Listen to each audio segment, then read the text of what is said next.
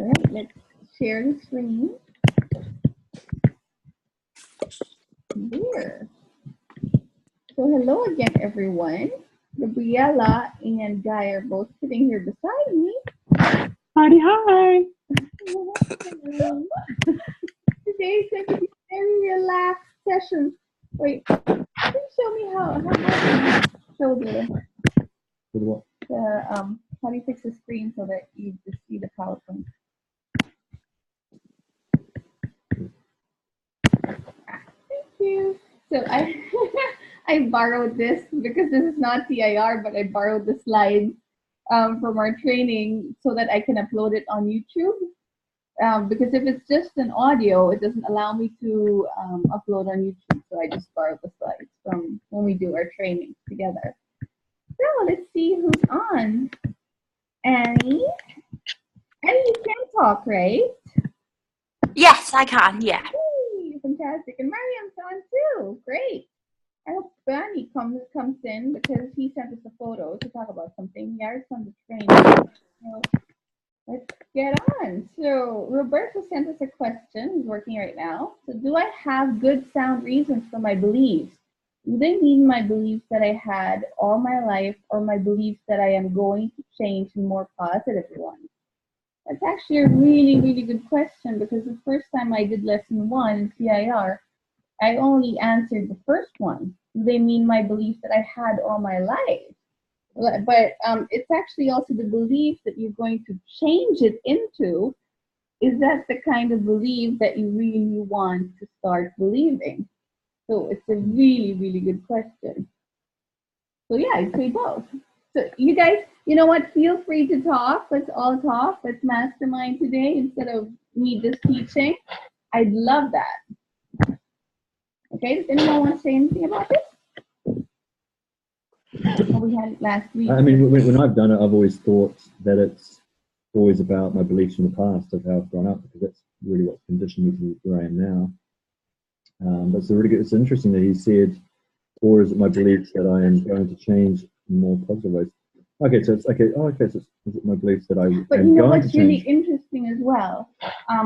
We're not aware of the beliefs that we have when we hit, like, let's say 60 or 70, right? So some paradigms are just sitting there and we haven't gotten the results of those yet because we're not there yet. Like, for example, somebody who's not married yet and gets married, all of a sudden these paradigms will creep up, or have babies and then they don't know that they've got paradigms that they'll get back after the first baby. Or let's just say that, you know, they've been hearing as a child that when you hit, I don't know, 50, you're going to get diabetes or whatever. I mean, not all paradigms are negative in that sense. They're good ones too, but it's really interesting that our paradigms. You're laughing, Daniel. What are you thinking? Yeah, I was thinking when I turned 16, I have a paradigm that I'm sexy.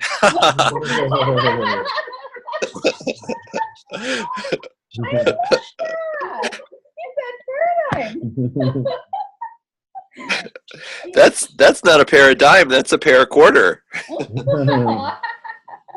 You're funny.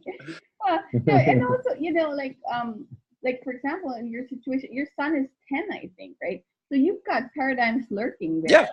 Yeah. You know, how your kid is going to be like growing up as a teenager. And you don't really know that yet, right? So it's so powerful to know how to change paradigms so that we can just keep on living a life, getting better and better and better, not being surprised that we don't need to be surprised by what's going to come, right? Yeah. That's pretty cool. So, Mariam, I think are you in lesson 1? I've just started lesson 2 yesterday. Ah, okay. So would you want to talk to any of your beliefs that, you know, things that you were thinking about when doing this? What, for lesson 1? Yeah. So can you ask that question again, Hildy? Just when it was asking you about your beliefs, what was coming up for you?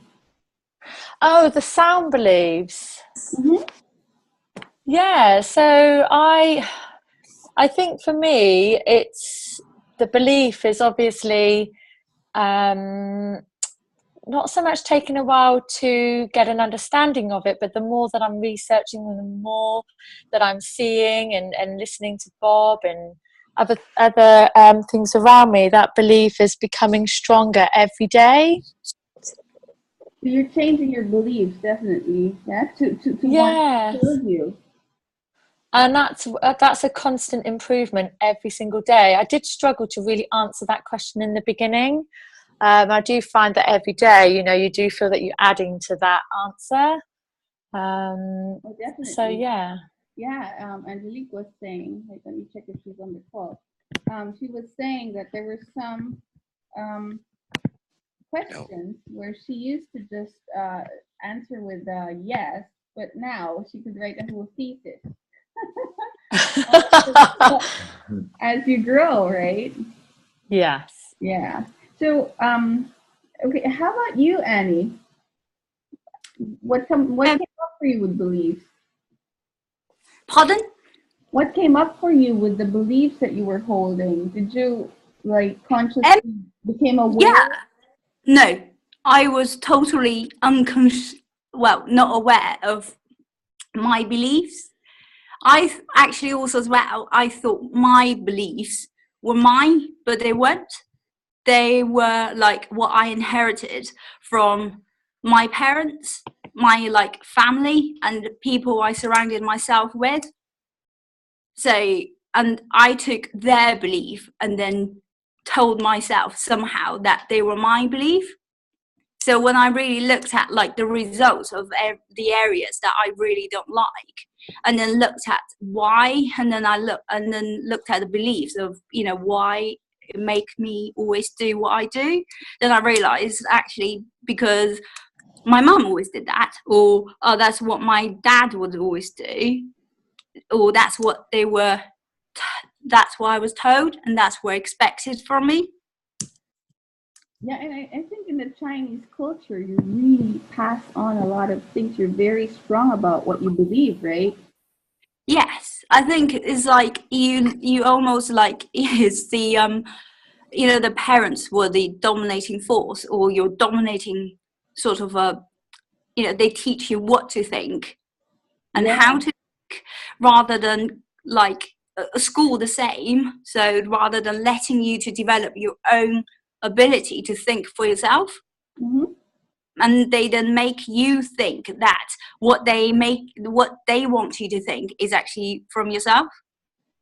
And Yes. you really have to sort of really look at like where I am now in life, why I'm doing what I'm doing, and thinking, oh, is that what I want, or is it what actually was just what the society or the actual my parents dictated, or that's what they subconsciously put in my head of that's what I supposed to do.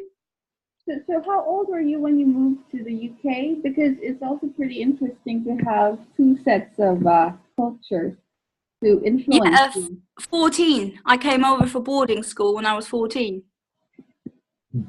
Do you feel that a part of you has the British culture and a part of you has the Chinese culture? Yes, and you find the conflict in them all the time. It's a funny thing because like say even where I am now, like I've been here for about I've lived in the UK for 18, 19 years. And you think yourself as you adopt the Western culture of the way of thinking of saying, right, okay, the freedom of speech, everything to go with it.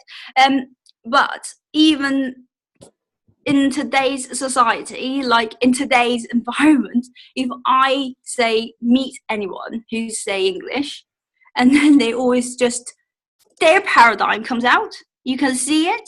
You can tell by the way they talk of, oh, how do you enjoy England? Like, where are you from?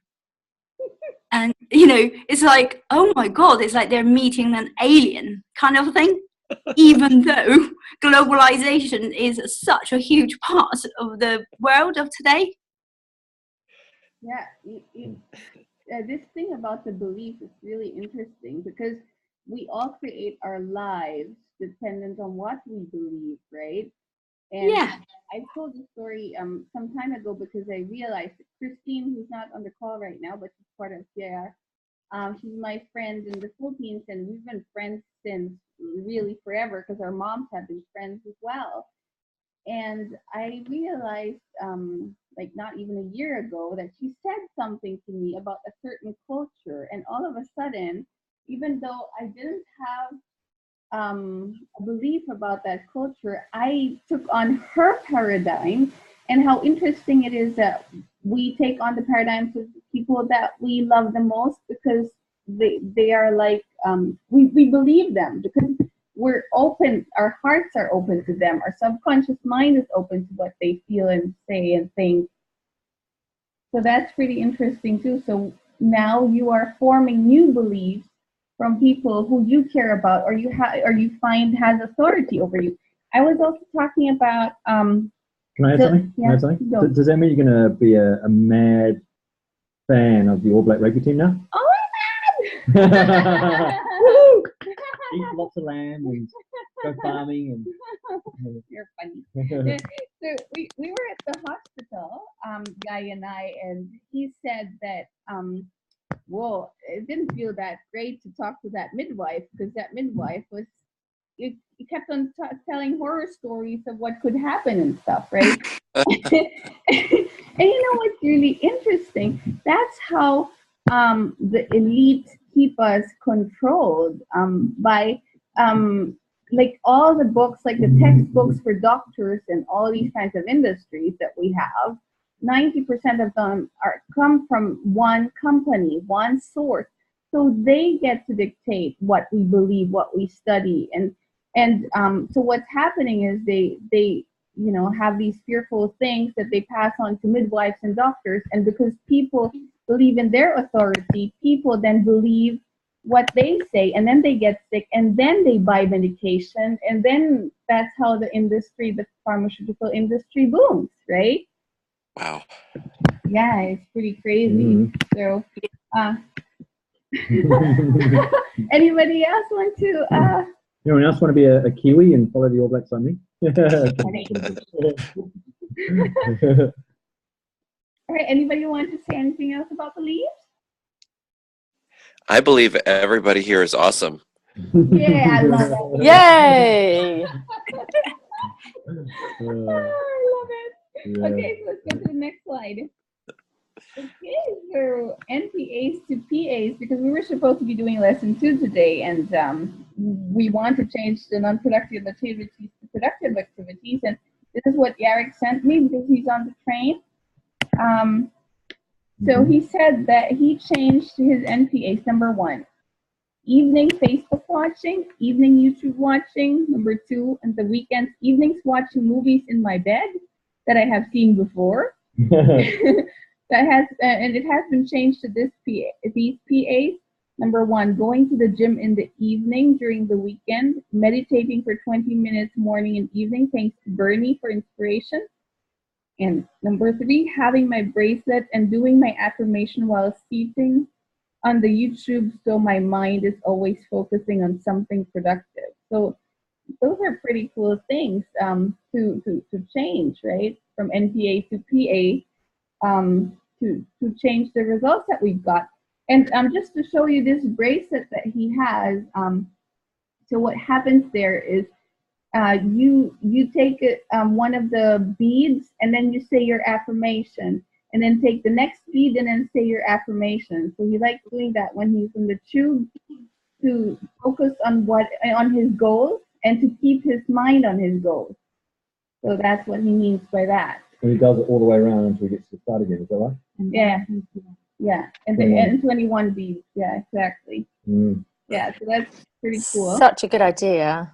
Yeah, it is. It is. Yeah, it was actually my mentor was talking to Guy, and he said, what did he tell you? He said that like a cotton, yeah. No, he said that those are millionaires. Millionaires do that, right? It's like it's $1 million idea. Yeah, $1 million idea, exactly, to have so he was talking about, he got talking and he just said that what you can do is get this piece of string or a piece of wool, and then remember how many it was? For 18 or something. But anyway, but it was like you'd have these knots. So say 18 to 20 knots or whatever number you want to have. And you just, so it's by your desk or where you do your work. And you just pick it up. And you just you just pull your fingers down to the first knot. And you say affirmation, then the second knot, and the third knot.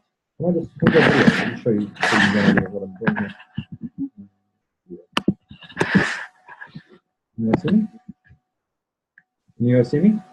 Yep. Yeah. Hi.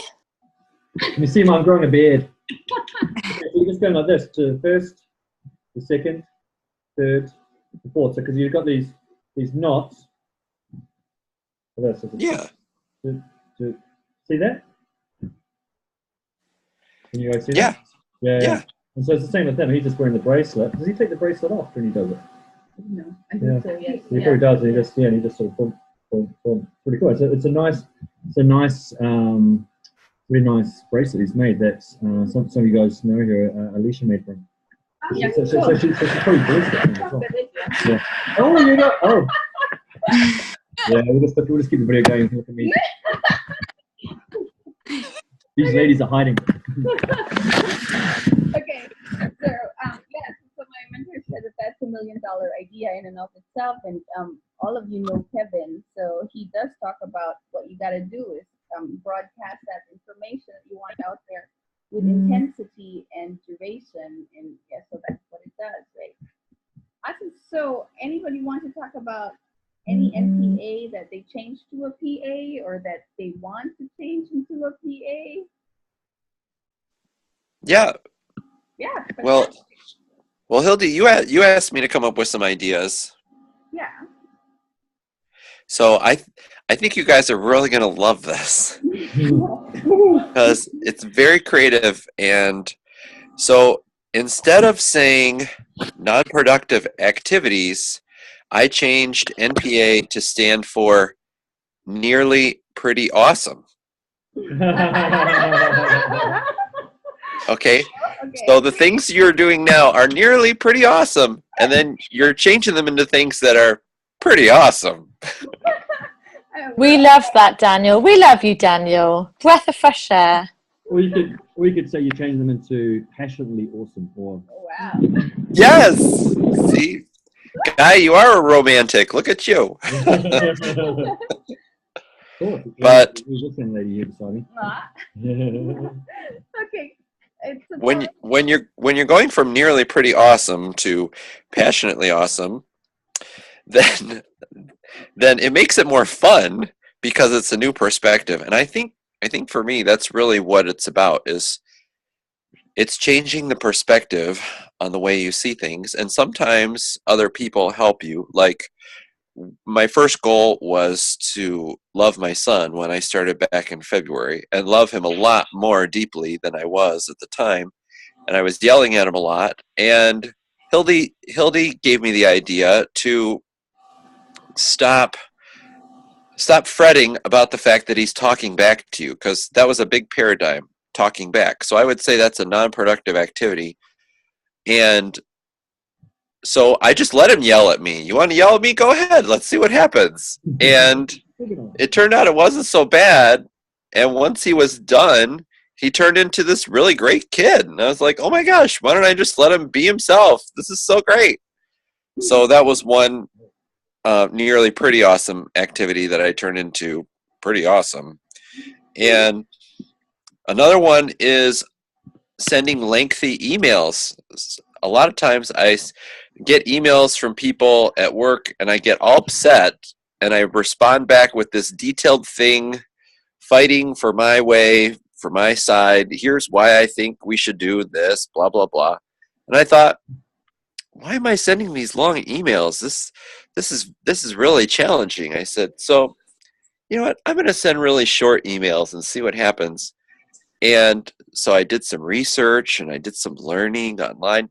And I guess that when you send long emails, you're just afraid and you're defending your position. Well, goodness gracious, what if you decided, hey, everything's going to work out. It's going to be great.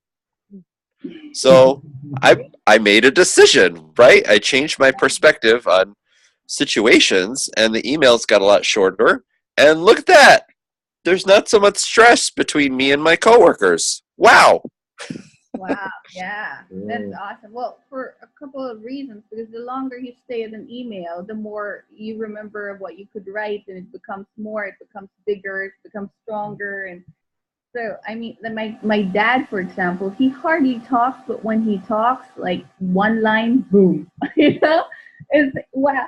And my mom, she used to talk, and I'm like, yeah, whatever, you know, it doesn't even register anymore.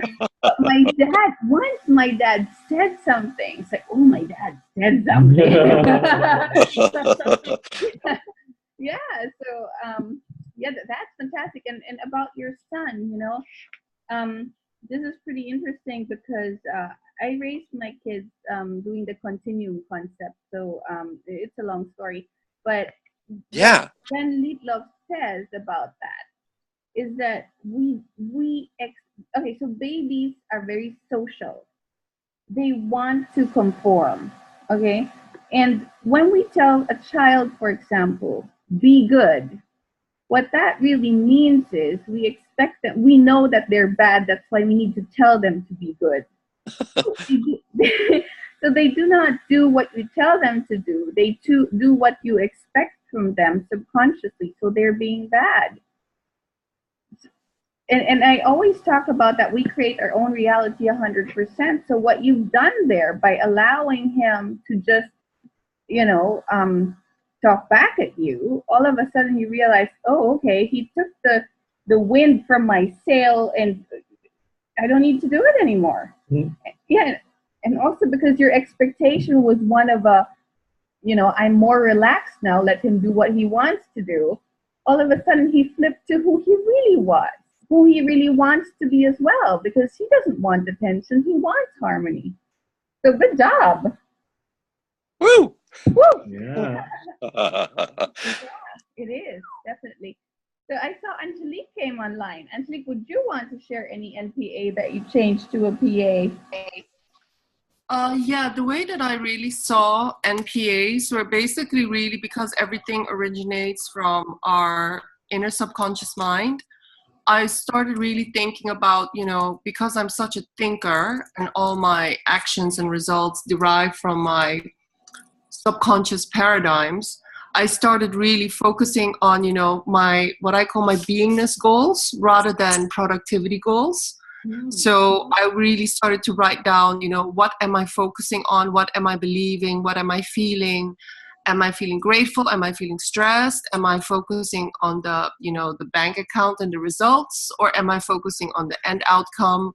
You know, so I really started just, a lot of my NPAs are about how I am being in each moment and how I have caused the results in my life, in my finances, in my business, in my personal relationships. And what I've noticed is, of course, is that, you know, wherever I wasn't getting the results that I wanted, I wasn't in harmony. I was just not in harmony with the results that I wanted. I didn't believe in it, or I was focusing on the reality, which is old news, according to Abraham. I wasn't giving thanks, you know, I wasn't appreciating the results that I already had. So right now, I'm just really focusing on being grateful for how far I've come, grateful for, you know, living in the present moment, and, you know, also grateful for just every day, and just really deep, deep gratitude and deep appreciation for, you know, every moment. And so that has really been quite transformative, because I think, you know, we spoke last week, Hildy, and we were talking about, if you don't enjoy the journey, then what is it all about? You know, because we are all destination addicted in our society, meaning we think if we get there, if we get achievement, the result, then things will change. But actually, if the journey wasn't enjoyable, we're still going to be really quite empty when we arrive, you know, at the destination. So for me, it's really about, you know, cultivating those beautiful characteristics, such as, you know, seeing beauty, looking for the best in everything, and, you know, just really living in love and gratitude, and knowing that I'm the cause of everything. And the most important thing is, I think the biggest shift I've had is really not so much seeing the source of supply as people, jobs, or careers, or companies, but seeing the source of infinite supply as, a source.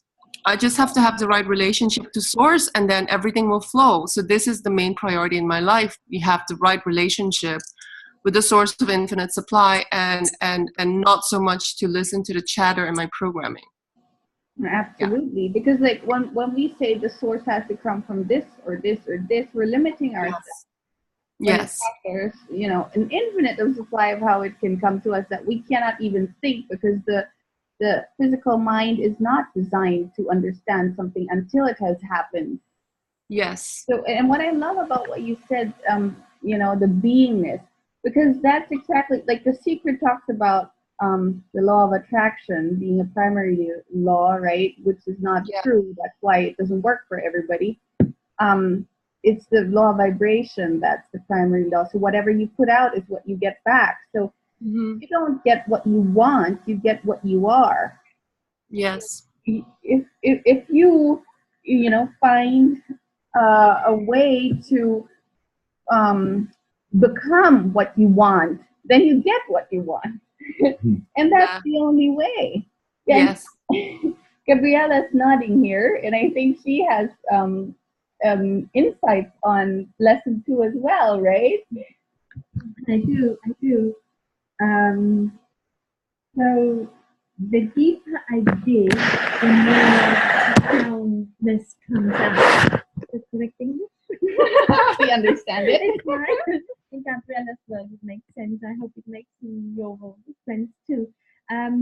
So I love because I've done TIR1, I've gone through, and then it's the second time, and then the third time, and then in the beginning, I just did it. I read it and I did the exercise, but now I'm getting deeper and deeper by reading the sentence over and over and again.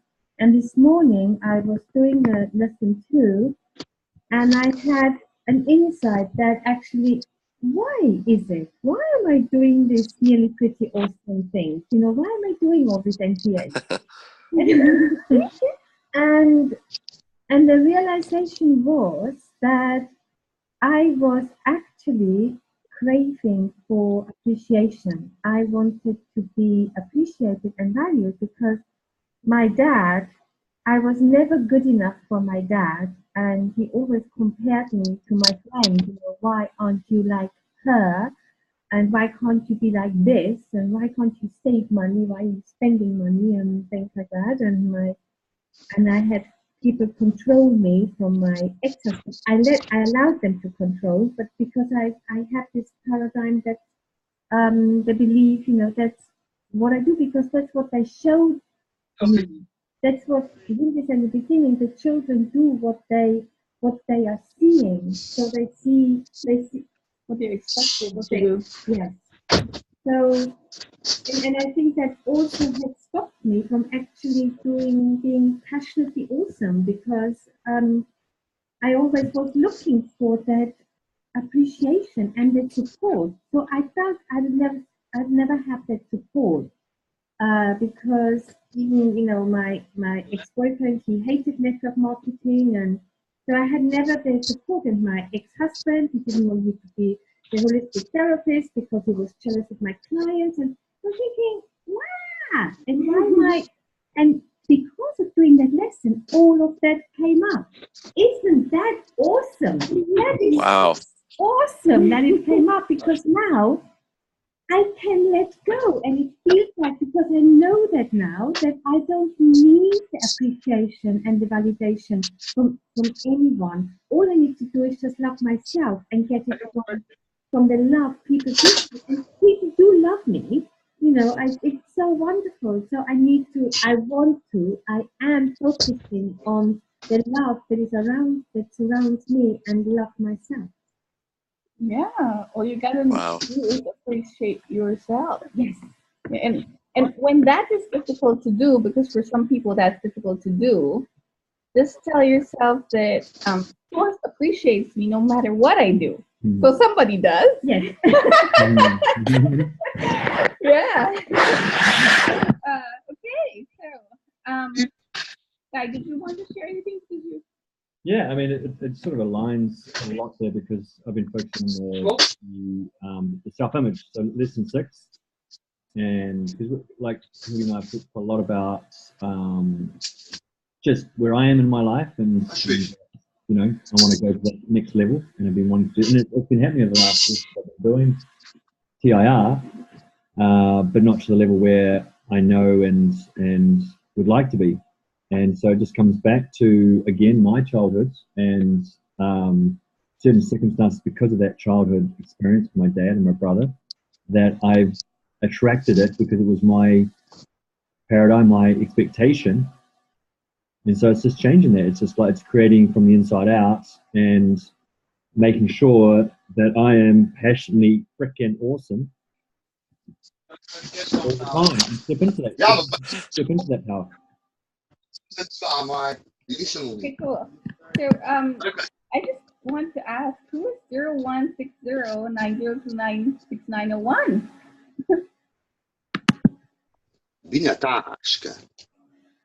Who is it? Hello? I don't know. That again. Okay, so who's online? German number 016090296901. Maybe it's Bernie. Ah, yeah, that could be. That's a good Me. job. Hi, Yeah. everyone. Hi, is that you, Banny? Yeah, it's me. Okay, fantastic. Okay, I'll mute you now. So that's great that you're here because your slide will come up soon. Okay. Oh, you already started this, guy. So what lesson on this lesson 6, you were saying that you are now changing your self-image, yeah? Yeah, absolutely. It's that greatness in wanting as well. Okay, okay.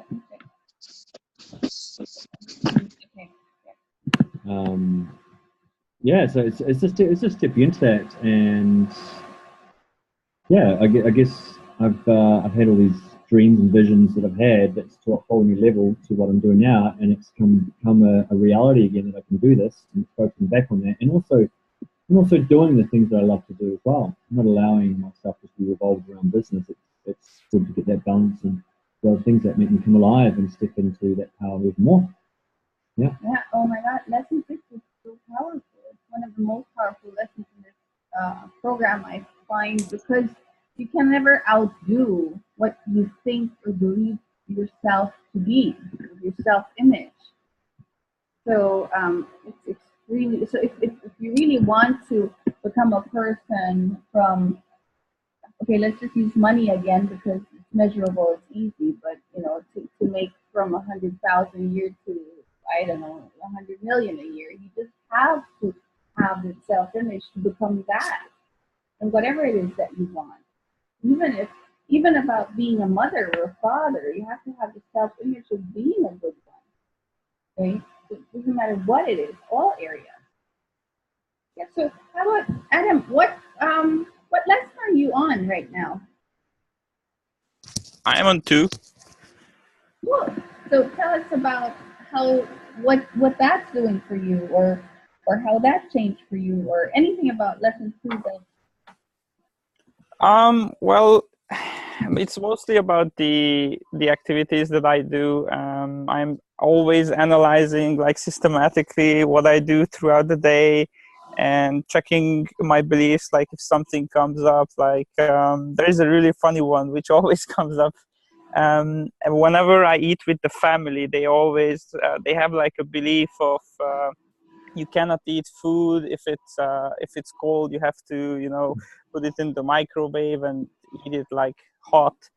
And I am like sitting there and always thinking, okay, that's your belief, but just if I find the proof that okay, that's true, then I will accept it, because usually I eat all the food cold. Like I just put it there and then I eat 3 hours later, because I always get busy and then do stuff, and then I get carried away with my goals and I even forget to eat sometimes. And in the end I realize, well, it's energy, so I don't really care if it comes in cold or hot or mild, doesn't matter, it's gonna be energy in the end anyway. So that's a really funny situation because they always just try to fight for their correctness, and I'm like, okay, yeah, you can do whatever you want, but I will do whatever I want. So that's a funny one. And yeah, about the I NPA. want to say something about that. That's really pretty cool. It's awesome that you say that because our beliefs are not just about those big beliefs, but those small beliefs, right? That we're often not aware of. And Mr. Rowley here is laughing because he has that paradigm too that food has to be eaten hot. Adam, it tastes much better when it's hot. Yeah, I agree with that. I absolutely agree with it tastes better. I'm just like, I always like I work and then I always get carried away, and it's like a train ride. And then I realize like 5 hours later, oh, I still didn't eat my food. So that's why usually it's cold, and I'm just too lazy to put it in the microwave and then make it hot again. So You could have a paradigm as well that microwave is not good for the food because it kills whatever, right? I mean, they said they made an experiment. They took two plants and Mhm.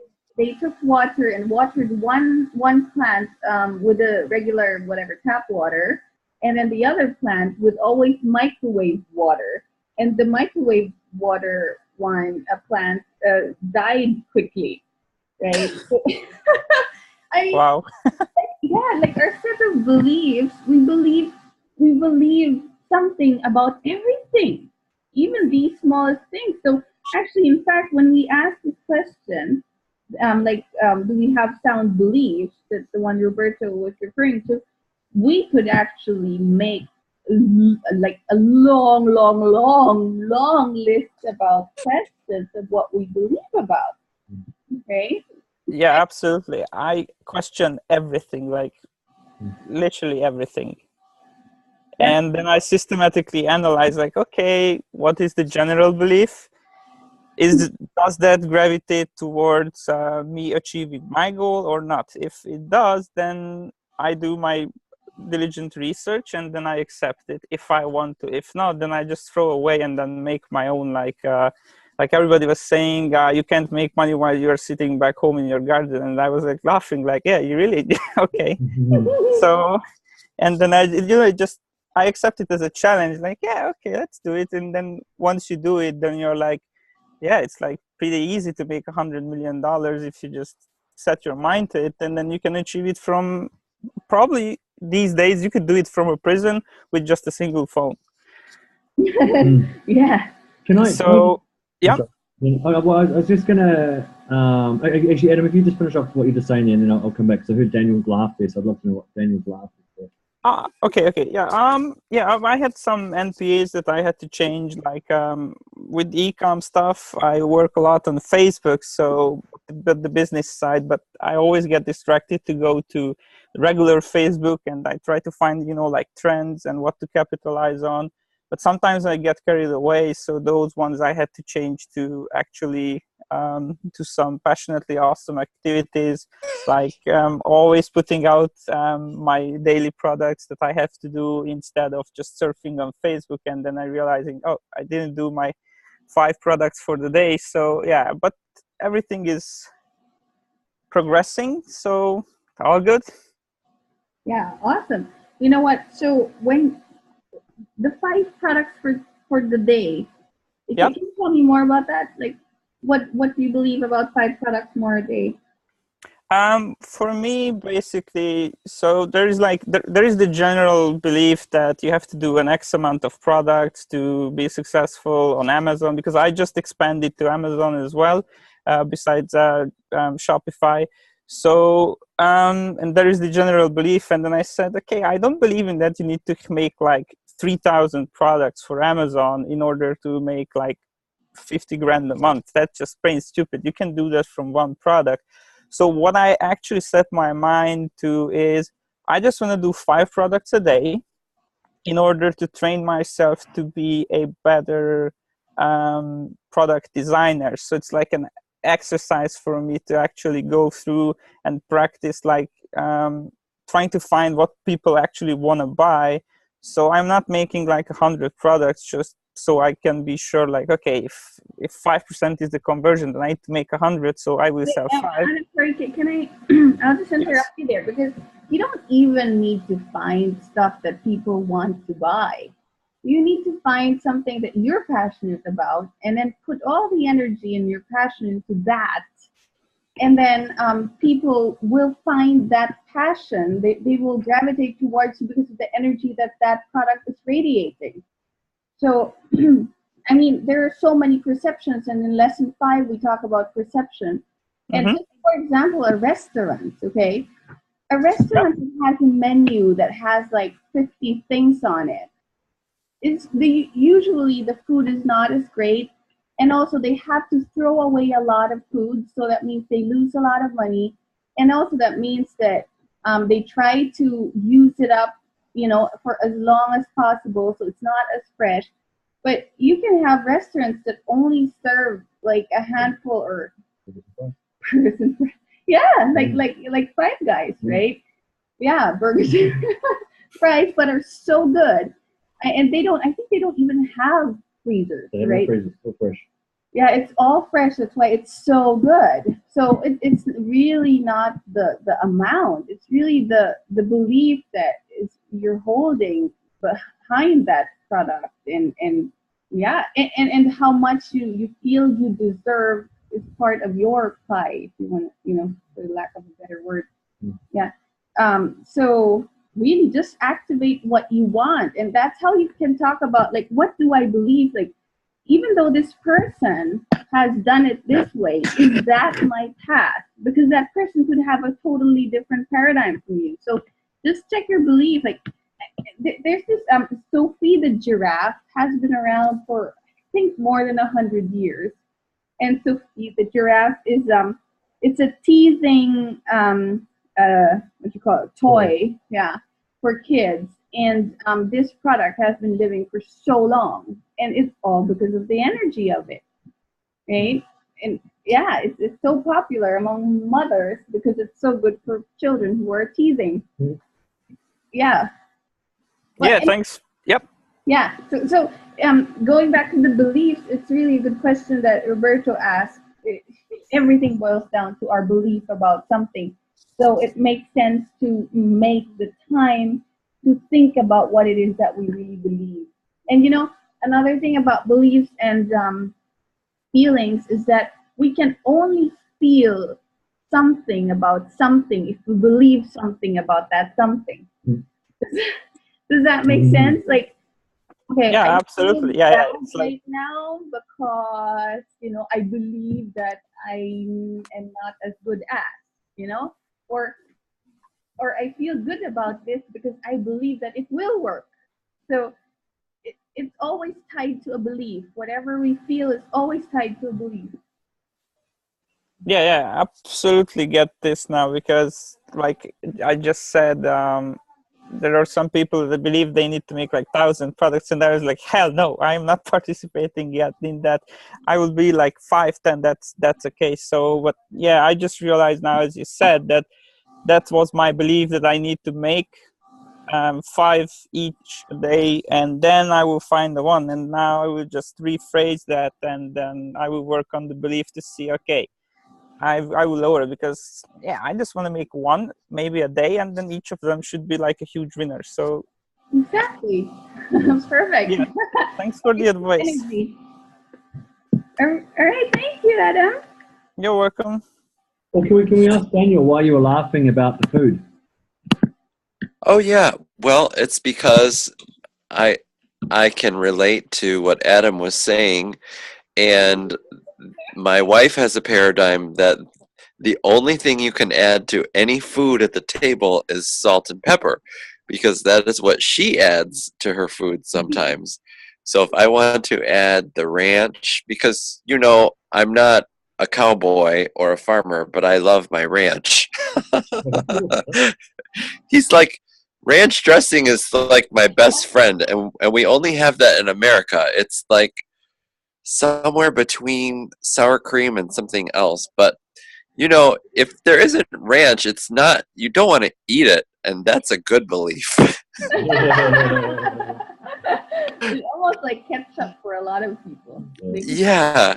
So I just laugh because I have many paradigms at the dinner table, and I kind of look at them and I say, I don't want the paradigm, just pass the ranch. Cool. All right, thanks, Daniel.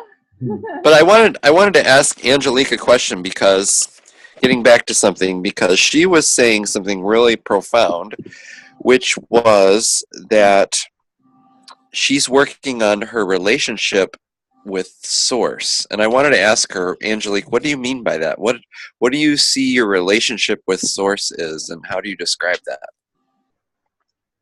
Okay, so that idea came to me recently through Joseph Murphy. He has a book called Think and Grow Rich, but it reminded me of the book. Joseph Murphy. Sorry? You said Joseph Murphy and then Think and Grow Rich. Think Yourself Rich. Okay. It's Think Yourself Rich. But actually, Joseph Murphy has a lot of books about the subconscious mind.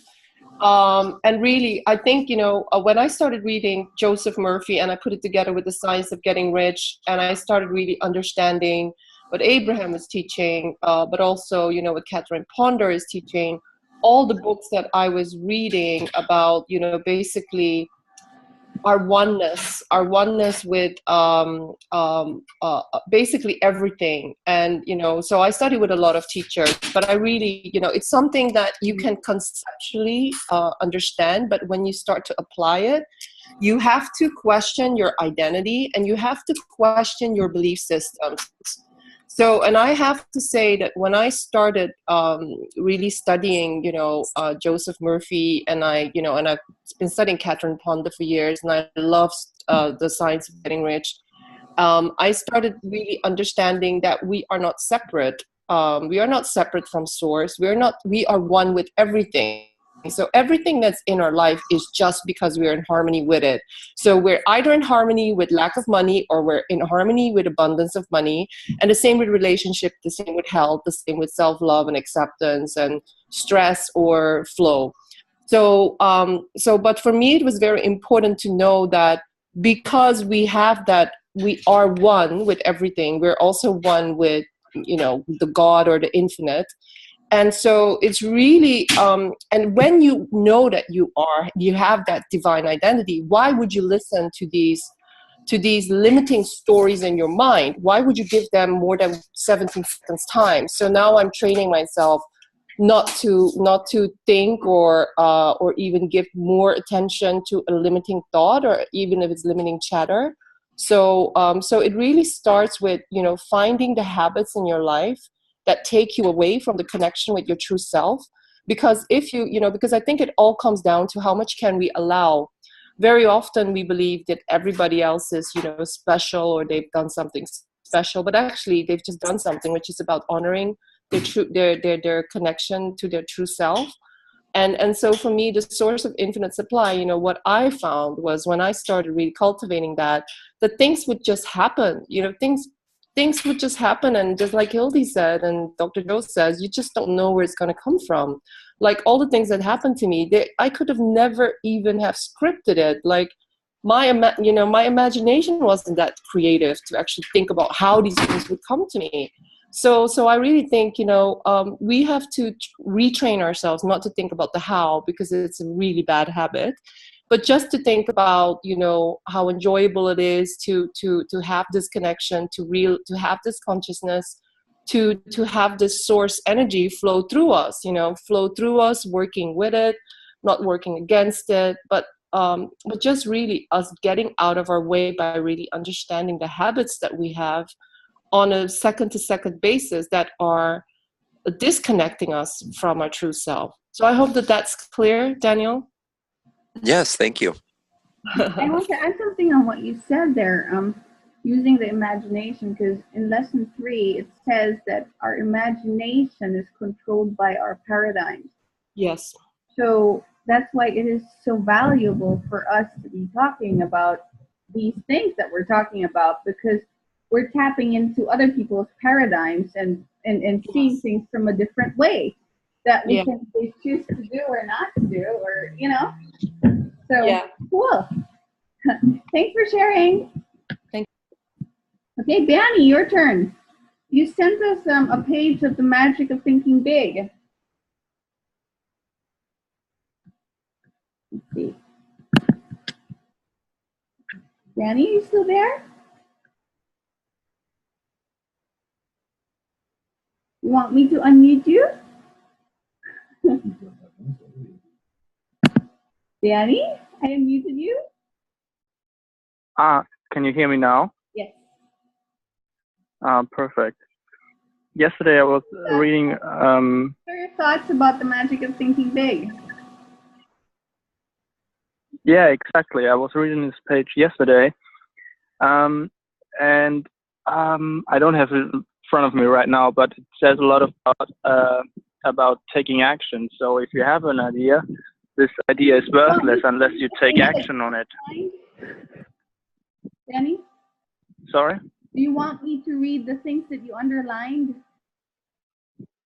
Yeah, you could if you want. Okay, so first, give your ideas value by acting on them. Regardless of how good the idea, unless you do something with it, you gain nothing. And then second, act on your ideas and gain mind tranquility. Someone once said that the saddest word of tongue or pen are these: it might have been. And then you also underlined, a good idea, if not acted upon, produces terrible psychological pain. But a good idea acted upon brings enormous mental satisfaction. Use action to cure fear and gain confidence. Yeah, exactly. I was thinking about this a while, and the basic understanding of what Abraham says about action and taking action itself. Abraham always says, if you don't have the energy going, you couldn't achieve with your action only what you could achieve when you're in alignment. And I think who's the author of The Magic of Thinking Big? Doesn't matter. I think what is meant by this taking action. So of course your ideas won't grow if you don't take action, but there's a difference from where you approach your action. Meaning, do you have access to aligned action, or does taking action help you to get into alignment?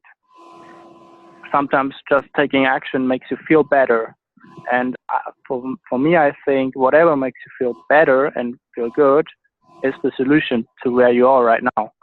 So sometimes you can wait and just be lazy, and all the positive things that you want to happen, or then you get suddenly the impulse and then you take action and then you accomplish so much more within a very short amount of time. And sometimes just sitting down and taking the first little action step while feeling good can be as well very productive. So it always depends on what your momentum is, what your current energy is, and where you're coming from, I guess. And the belief, definitely. Because if you have exactly. that taking action is the way to go, then it feels better than lying around thinking the job will come to me. But if your belief is programmed that it will come to me, and then you take action, then taking action is painful. So it's just, again, it boils down to what we believe, and lesson number one is really good at look at our beliefs and think about if we want to keep those beliefs or if we want to change them. What I really like about what you sent here, it says, a good idea, if not acted upon, produces terrible psychological pain. But a good idea acted upon brings enormous mental satisfaction. I really like that because it's so true to who we are that we always want to grow. And if we keep ourselves where we are, it's just so painful. It's just fun to grow. the thing. Yeah. It's fun to see what we're capable of.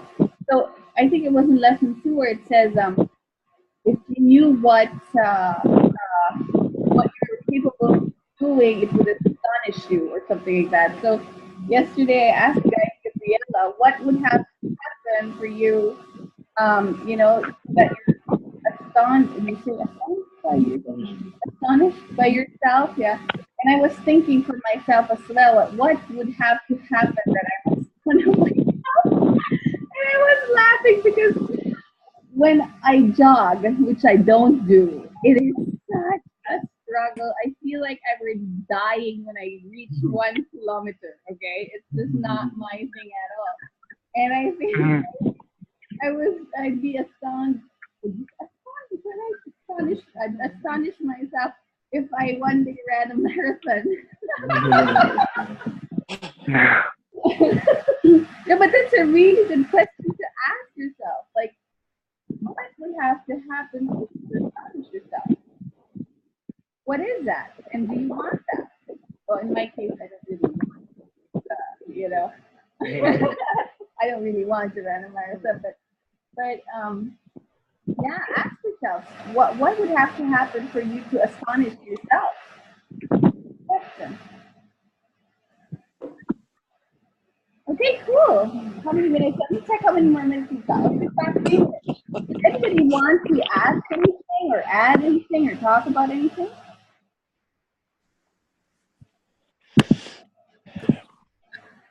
I love how advanced this class is. I will admit a lot of this has gone over my head today because I've just obviously started the training, but man, is it good. I think I should be listening to this again over the next couple of days. But yeah, thank you all so much. It's been such an experience this morning. Well, awesome, Maria. We love it. I wouldn't have suggested you come to this if I didn't know that you would catch up. I'm surrounded by the masters. It's incredible. Woohoo! Wow, thanks, Mariam. Thank you. Annie, how do you feel? Are you right there? Yes, yeah. It's lots of great ideas I can pick up, and it's listening to all different opinions, all different how people think as well, and you can learn a lot from everyone. So it's really good. You're wonderful, and I'm really enjoying this too because a lot of the times it's just me talking. So I was wondering, we have this thing that we say because W. Clement Stone, no matter what came his way or what was said, or he always said that's good, that's good. So we all developed this habit of no matter what's happening, if something breaks or whatever, oh, that's good. And I was there yesterday, like, oh my God, I cannot access my slides. And then, I was like, oh, that's good, that's good. That's good. Yeah, and I really enjoyed this call. This call wouldn't have been this kind of call if I had access to my slides. Right? Yeah, so great. All right, so have a fantastic day, guys. Thank you so much for being on the call. It was so much fun. And I feel like I myself grew again as well. I love thinking with you guys and getting deeper and deeper into the material. Yeah, so take care. Thank you. Everyone, bye. Bye.